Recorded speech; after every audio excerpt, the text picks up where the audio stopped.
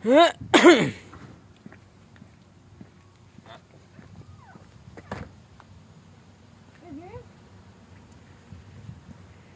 what's up mga ka-idol? Maayong adlaw dito sa Canada. So, ngayon mga ka-idol, ha? Sige. So, ngayon mga ka-idol ay pupunta kami ng bangko mga ka-idol.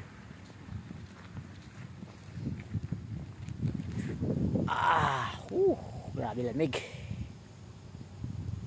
Simula pa lang to mga ka-idol. Ang lamig.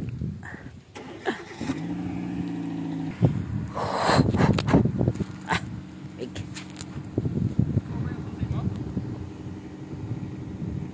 Di ko dala. Dalhin ko na lang. Di ba ibang susi siya? Hindi, yung sayo.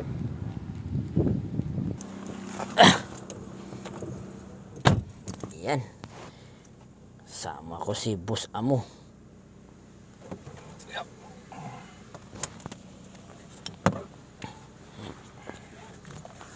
Pera mo to. Yan. Ha? Pira mo yan. Ano mo yan dun sa ano tayo? Yan. Emi lang sahod yan. Ayun. May sahod na. Ang-aga. May sahod na mga idol.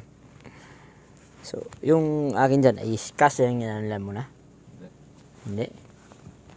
Saan na ihulog yan? Pag limbawa wala pa akong susunod na sahuran pa yan. Tingnan mo sa email mo baka meron.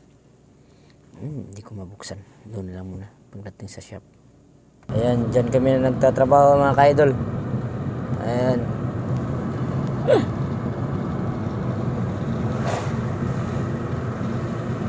So, ganitong lugar dito mga ka-idol. Malapit kami sa farm.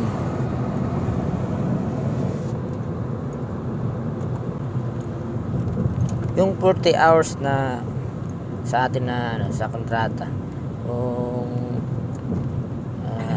may sahod mo yan, kasama na yung kaltasan ng bahay, pa, kano lahat?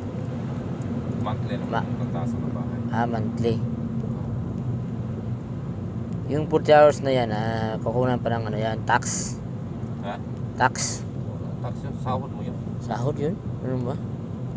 Ang ibabawas lang doon yung federal tax at saka yung dalawang tax kasi dito. Federal tax at saka Canadian tax. Paradahan. Ito yung bangko nila.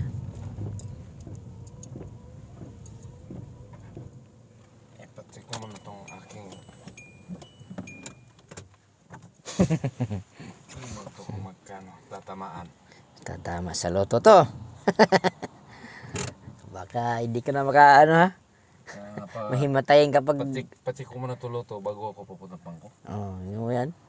Pag na kataon na tumama siya sa loto dito, magkano yun sa atin? Kung umama ka sa loto, 100 million? 114 million ngayon eh. 114 million.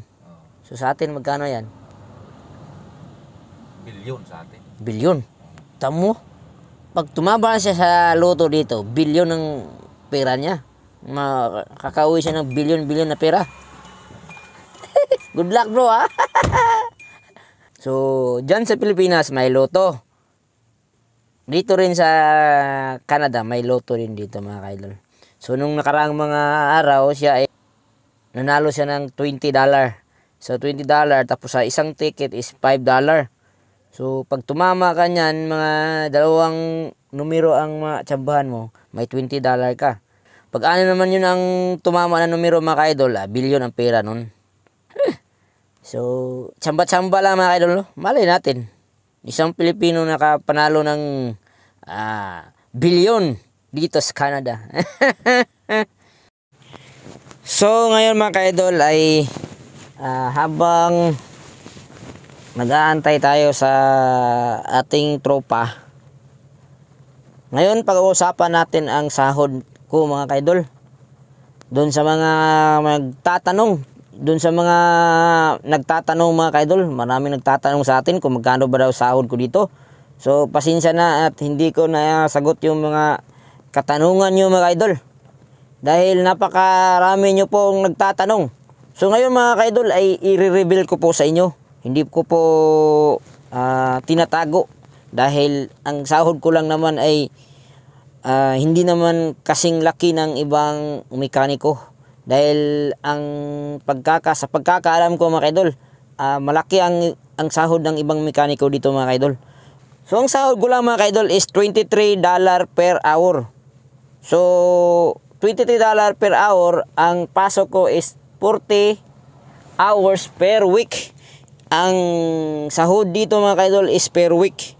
So $43 per hour, $20 per hour times mo sa 40 hours. Yun ang sahod ko dito mga kaidol. So yun lang ang sahod ko mga kaidol. So yun lang mga kaidol.